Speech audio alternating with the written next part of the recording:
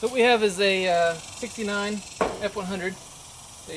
My buddy had this on his property that he bought, and it's just been abandoned here for, we think, 13, 14 years, best we can tell.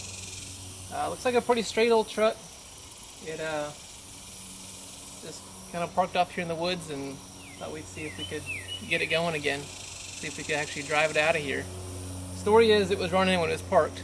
That doesn't seem to be entirely accurate. Once you get underneath the hood here, I came out last night and looked at it, and there's some stuff that's been living underneath the hood and chewing on some wires and tearing things up. It's disassembled quite a bit. Not real sure why. Not sure what was going on there. So I think what we'll do is kind of go by step, see if it'll turn over, see if it's frozen. Put a battery in it, and if it turns over, we'll just kind of keep going and see what we can do. So, all right, let's take a look at it.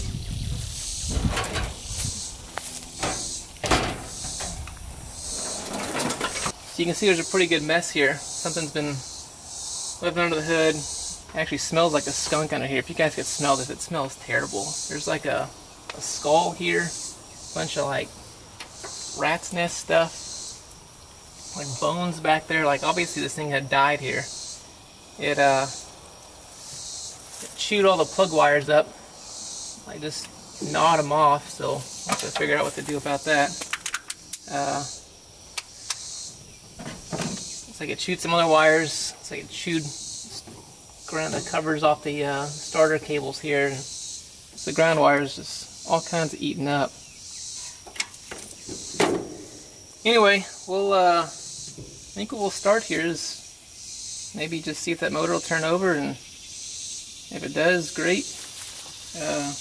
Try to put it back together and figure out why it was taken apart in the first place.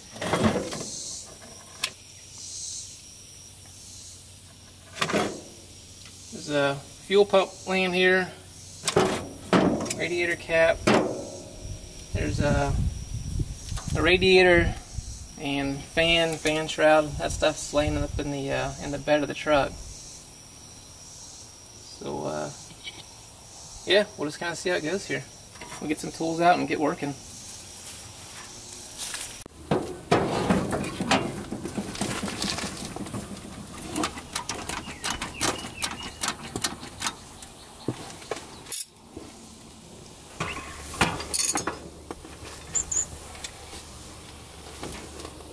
Well, it turns.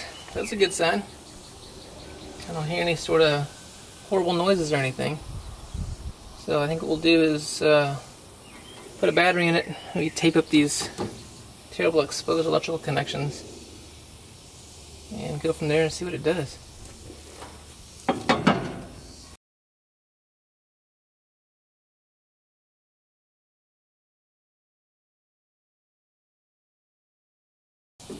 So this looks like a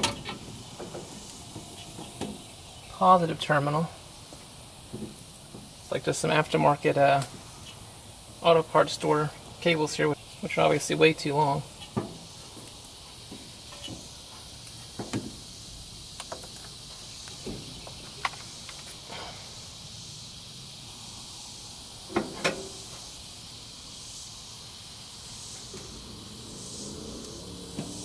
And then there's a negative cable here, which looks like it's alright. I don't see anything that's gonna cause us any issues there.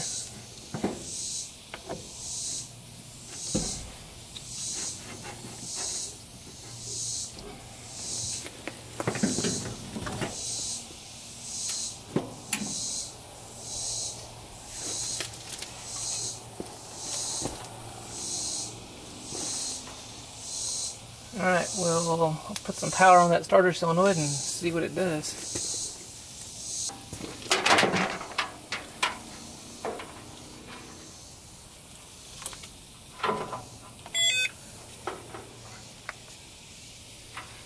Use a trusty power probe. Well, we got power to that side of it. Did it turn over?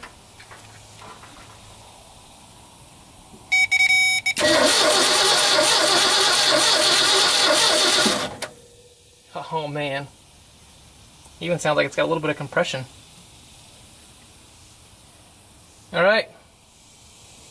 Well, if it'll do that, we'll go on to see if we can get some spark out of it. I gotta pull the plugs and put a little oil in the cylinders just to make sure we're not scraping anything too dry here. But good fresh battery, and those cables seem like they're actually going to work, so let's see if I can find a little plug and a wire. If it's got spark, then we'll make a run to the auto parts store and can inventory this stuff and see what else it needs here.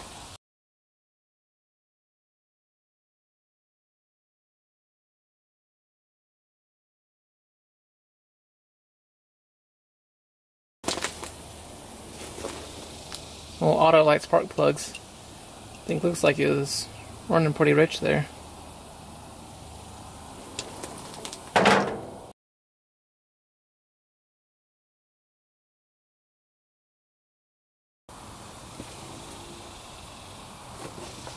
This valve cover is off. There's even animal hair like up inside that valve cover. Gross.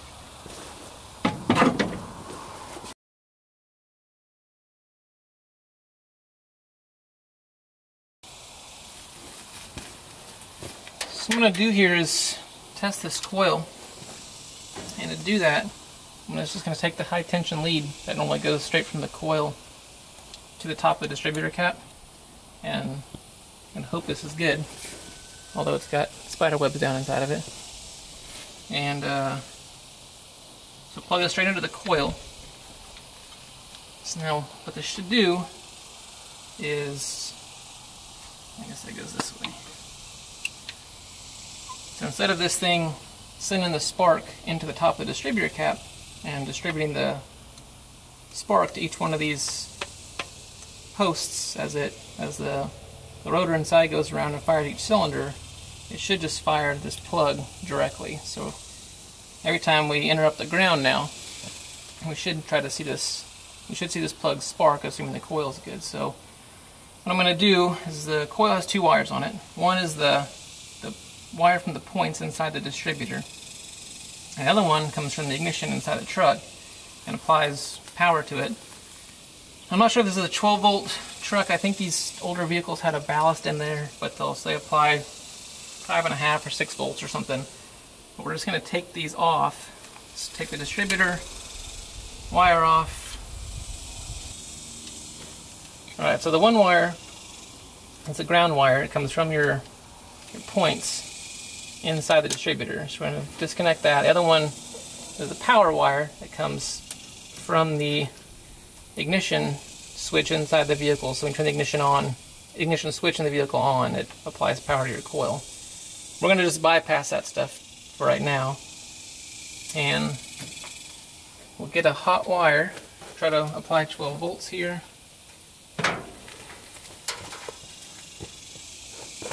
So I'm just going to take this wire and clip it to the battery. So now I've got 12 volts going to this wire, which I guess I should disconnect it from the battery while I hook it up.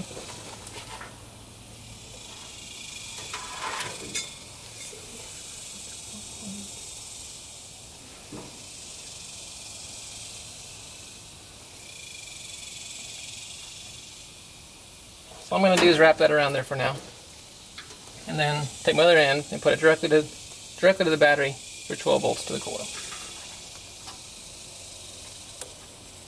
So now the coil has 12 volts going to it.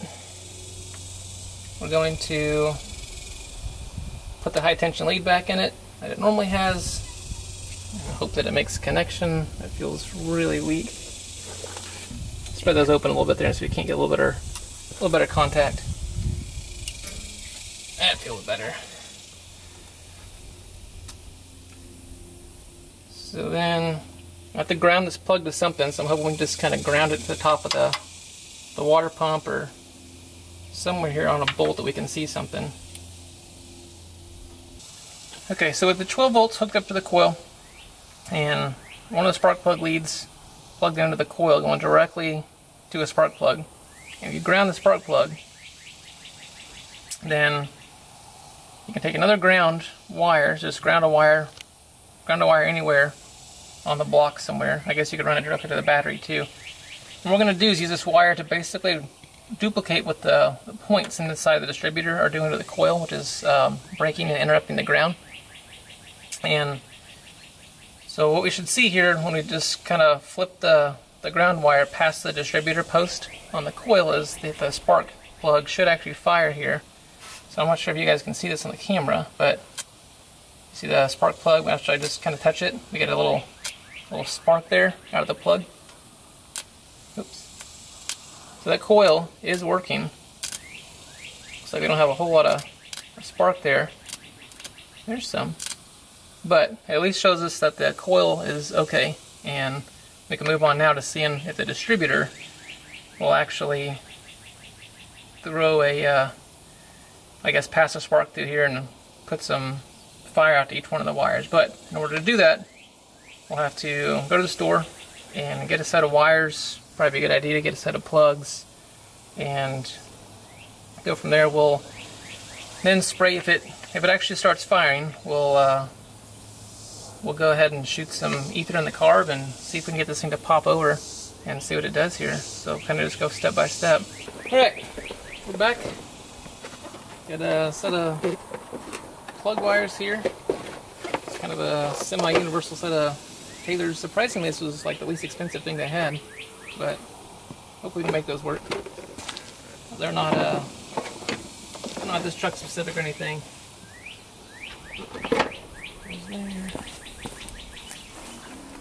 Got spark plugs, a condenser, motorcraft, another rotor, the distributor, and a set of points. These things are like $4, so I was like, well, go ahead and throw them all in there since we're already out here. That way we don't have to go back to the store. And then I got overconfident and bought a fuel pump, but we get to a point and decide not to use it, just return it back to the store. But it saves us a trip for having to go back, and maybe we can make this thing actually fire up and run. So the first thing I want to do is see if we can make this distributor, make the points inside the distributor actually fire the coil. So instead of me using that little ground wire I had a second ago to flip by and act as the distributor interrupt there, I'm going to hook the distributor wire back up and leave our jumper Hotwire 12 volts back on here. Take a spark plug and new high tension lead, so we know we actually got a good lead this time. We'll plug this thing in to the coil directly, and then in the spark plug again, and then again we're going to lay it on the engine and see if we can make a ground with it. Okay, so again we're going to hotwire 12 volts to the coil.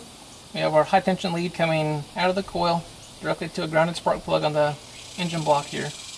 And this time the ground coming out of the distributor is actually hooked up to the distributor stud on the coil there. So whenever we crank the motor now, if this distributor is working, the points in the condenser inside are good, we should see this plug fire a whole bunch of times. Essentially what we're seeing is where normally the distributor would fire each one of these cylinders one by one, pow, pow, pow, pow, pow, pow.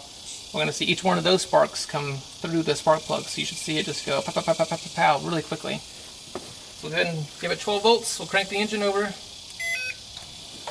and see if we have any spark. Alright, so if you watch the spark plug here, and we spin this thing over, yeah, we don't have anything there, so we should see a good spark coming right out of that, out of the spark plug there that's grounded. So we'll go ahead and throw the points of condenser in there. My suspicion is that after we replace that, we should probably see a good spark out of this thing since we know the coil was good. So we'll turn our 12 volts off here and change these out.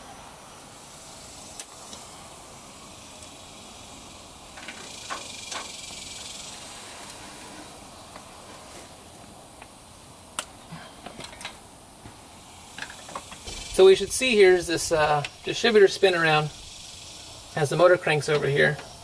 And I took the plugs out of it, so it should spin quite a bit more freely now. So it spins counterclockwise. That's good to know when we go to figure out where number 1 is on here and start stacking these plug wires on there. So take this guy off of here, just lifts up, so we can get rid of it, we don't need it. And then just a screwdriver and a small, it's like a 5/16 nut or something, is all you need to change these things out. So you could almost do it on the side of the road if you ever had to. There's one screw, holds the condenser in here. These are little screws, you're going to hang on to them and don't drop them down in the distributor. Ooh, like I almost did.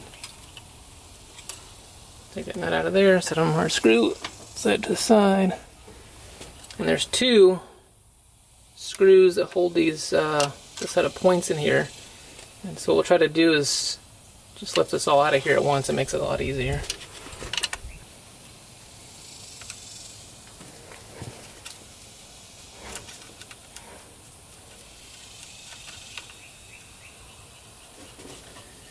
So now they should all just come up out of here.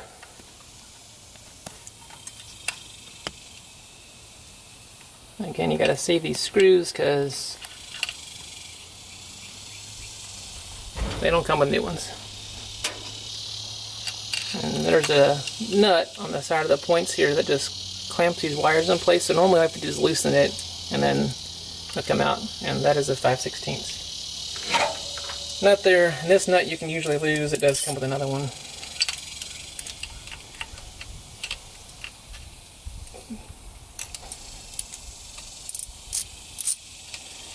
So loosen this nut. Nope, it fell out of there. So now the condenser is free, and again the points are now free. So we're going to get rid of these 2 and go back with our Motorcraft stuff that we had and put this thing back together. Okay, so Motorcraft points and condenser. We'll go ahead and throw these in here. Good OEM stuff usually works about the best. So here's our Motorcraft condenser. We'll get that guy in there. And then the points. And there's that nut I told you can go ahead and lose.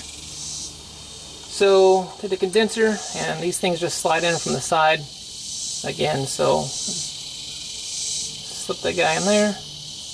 And there's a ground wire here. This is the ground wire that we were mimicking when we were touching the coil there with it. So instead of us touching the coil, now the points are going to break and interrupt that ground for us. Hopefully better than we did with the wire too, as it goes to that condenser. So now it's set up basically just like it was. So there's a ground wire on the bottom that gets sandwiched between the base of the points and the top of the distributor. You got to make sure that goes back down there, just leave it undisturbed. And everything else just goes back together just like it was. And we'll set the gap on those points in a second. And put our screws back in here.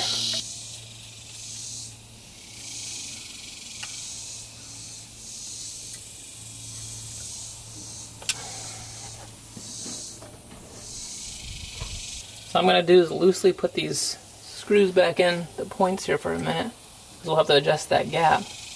Okay, so now next is the tricky part. So we have to set this gap right here. But we're going to set the gap so that it's open. We always set the open distance, not the closed distance. Because when it closes, we're going to make sure that those points touch.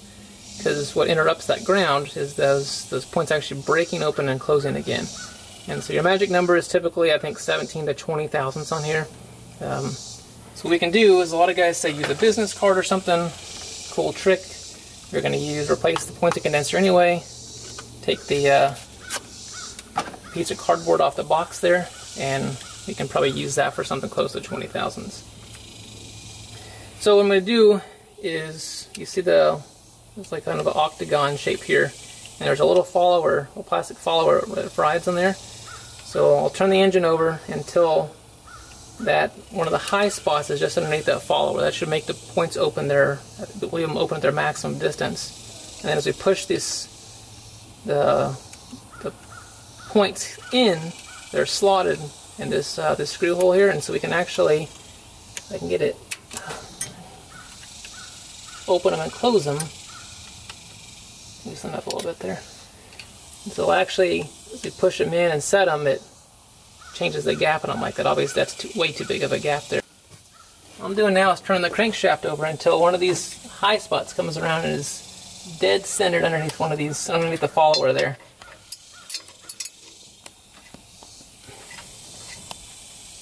It looks like it's pretty well on top of one of the peaks right here. So at that point, we'll go ahead and take our piece of trusty point spacer here. We'll stick it between the points. And it'll spring shut. I'm going to tighten down the pivot bolt or screw and then snug down the adjustment slot screw.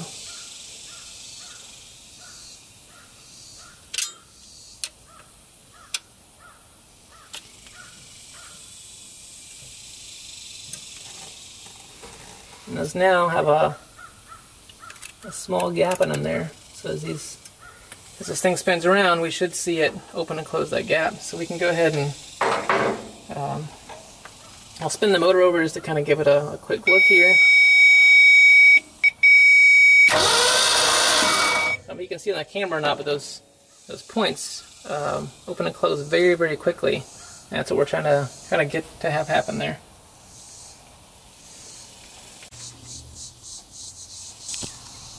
What's going to happen here is as we crank the truck over, this is going to spin and the distributor is going to break these points, and then it's going to interrupt the ground with the condenser involved now, and with 12 volts applied to the coil we should see this plug fire. Pretty rapidly. So I'll go ahead and crank the motor over and we'll see what it does.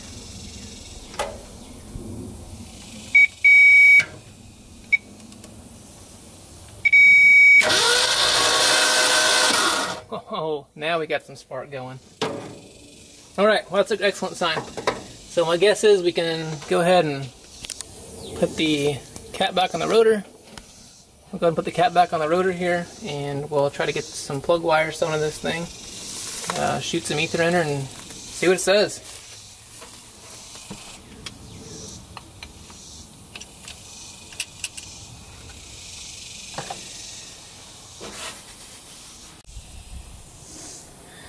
Okay, so to put these plug wires on here, we got to figure out where number 1 is. So that means that this cap sits on top of this distributor here. You got to figure out where the number 1 cylinder is and make sure it's up on the compression stroke and that it's at top dead center.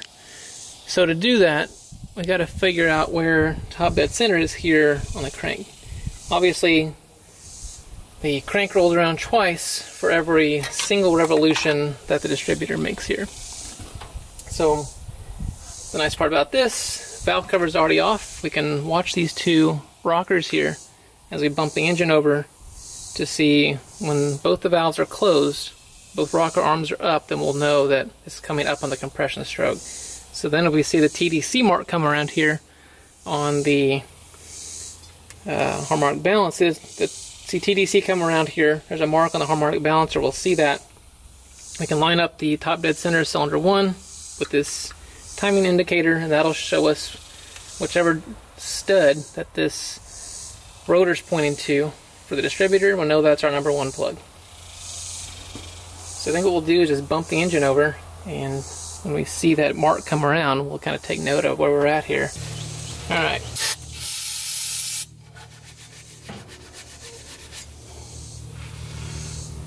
See if we can find that TDC mark now.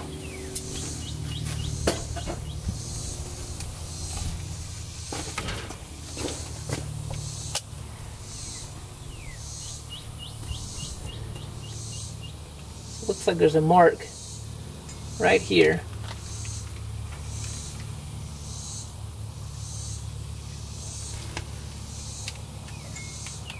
For where TDC is. So now I'll just spin the motor over.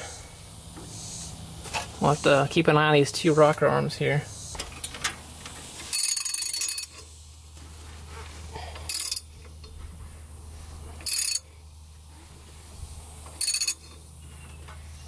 Okay, so here we are on a TDC mark coming back up. And we just closed is the exhaust valve closing there? Yep, so there's the intake valve opening now. So that's 180 out from actually the compression stroke. So the next one that comes around should be the actual TDC that we need. So there's the intake, piston's going down. Piston should be coming back up now as that valve closes to actually compress the gases inside. And our pink mark should show up in just a second. And there it is. Okay, so now we know that number 1 is going to be around here somewhere. So now we have TDC in alignment with our timing indicator. We have number 1 cylinder in the compression stroke. We have this rotor pointed at this ground wire, which kind of makes sense. So we'll know that number 1 is here in alignment with this wire, which isn't really significant. It is kind of promising though that actually points to the number 1 cylinder. Most people do that out of good practice. So we'll put this back on how it goes, and we'll know that this post here is going to be our number 1 post.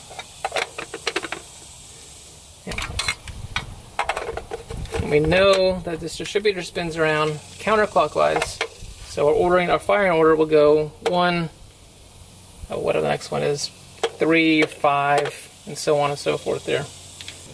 Okay, you got 8 plug wires here. Looks like you got 4 shorts and 4 longs in this semi-universal set.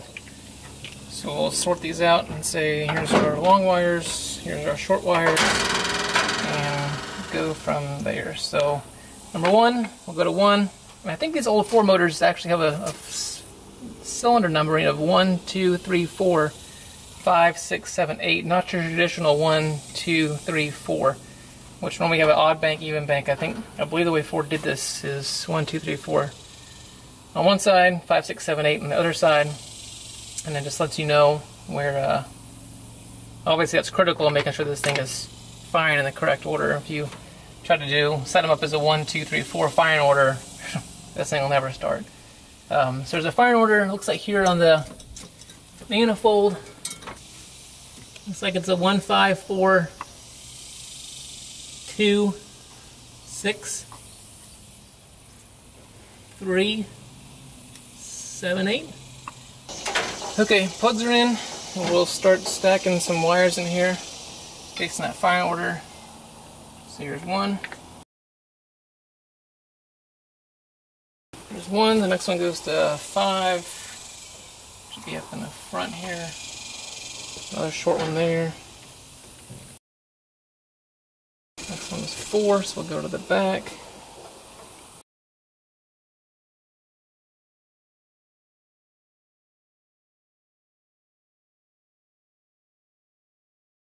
Yeah, 1, 5, 4, 2, 6, 3. So 6 to be on that side. 6.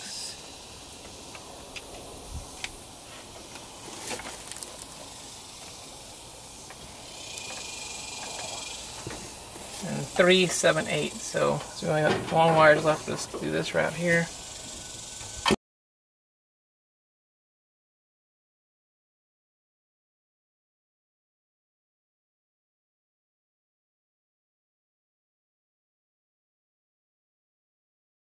Okay, well, plug wires are on there. We'll go ahead and leave this valve cover off for a minute, and go ahead and hot wire the coil like we had it. And we'll turn this thing over with some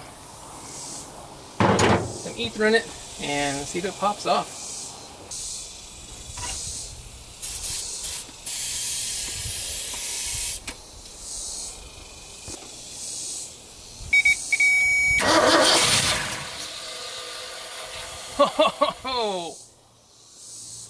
Well, that's a good sign. We'll put a little gas in that carb and see if it'll run for a second. I didn't expect it to pop off that fast. There's a little half-hearted shot of ether down there.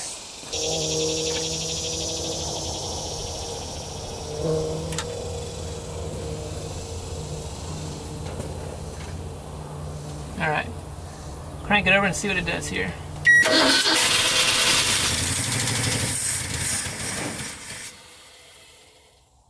I think you get some fuel to that thing. I think it might actually stay running. That's super promising.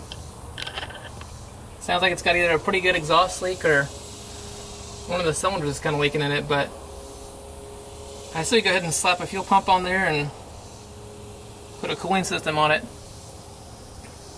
and see if we can make it happen.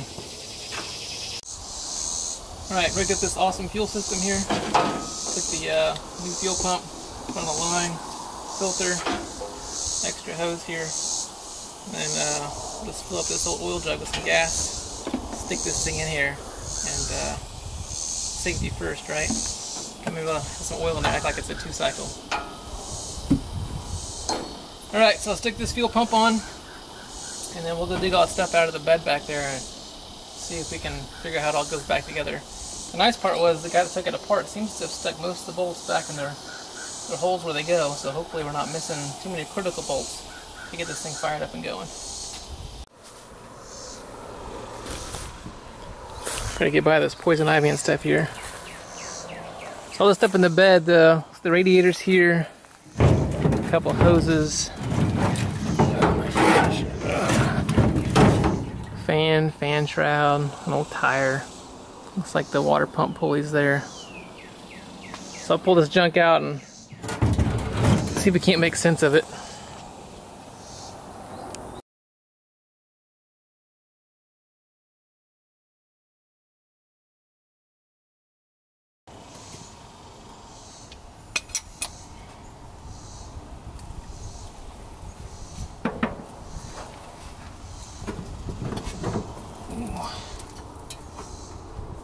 Now, there's quite a few broken wires here. I'm not sure I expect that thing to charge, but if it'll just act as a pulley and spin the water pump for us, hopefully it'll be okay.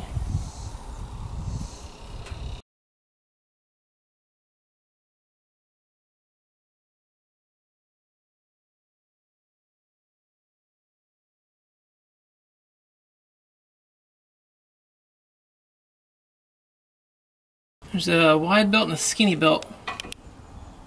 Looks like the skinny belt is going to be our go-to choice here. Alright, now I can stick that pump back on there.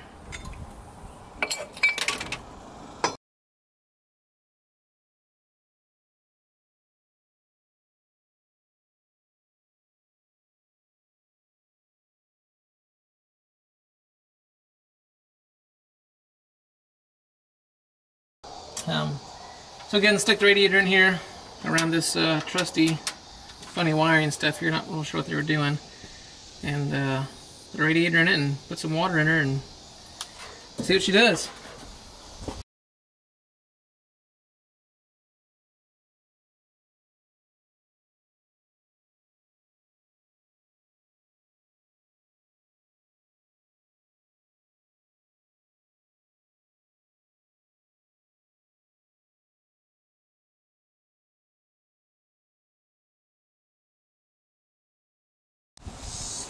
Alright, so we got all the radiator stuff put back in, the lower hose I clawed underneath there and got it back on.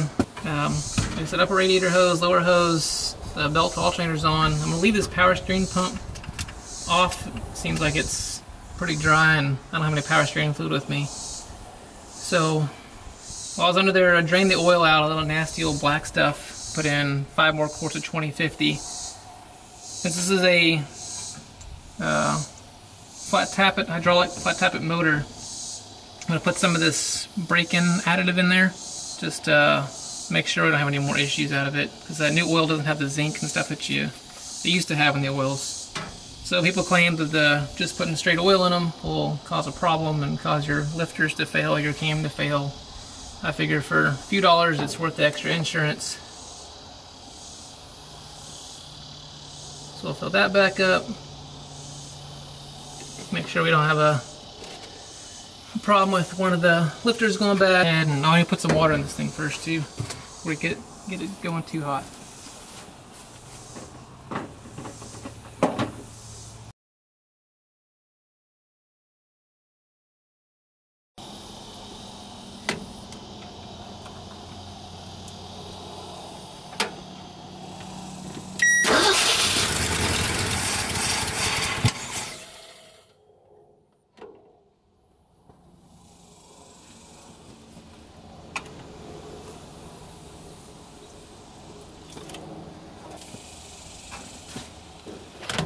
Almost.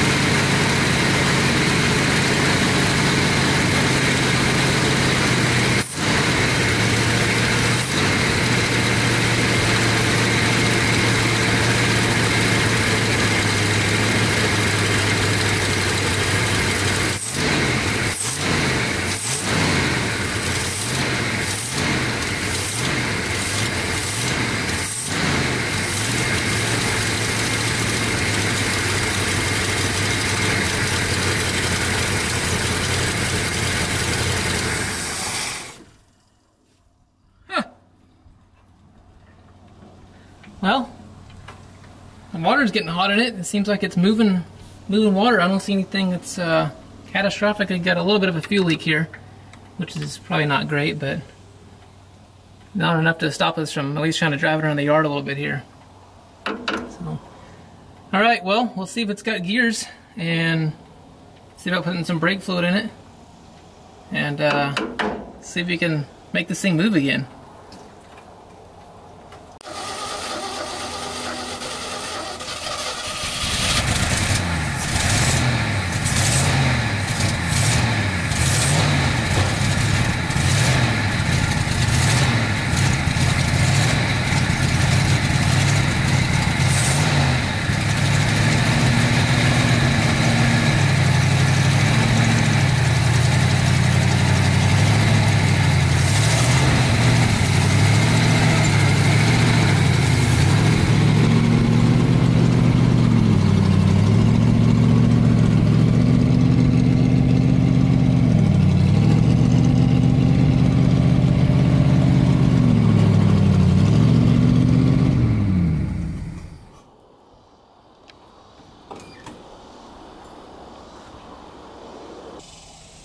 Well, I got it started, got it to move under its own power. The has no brakes yet.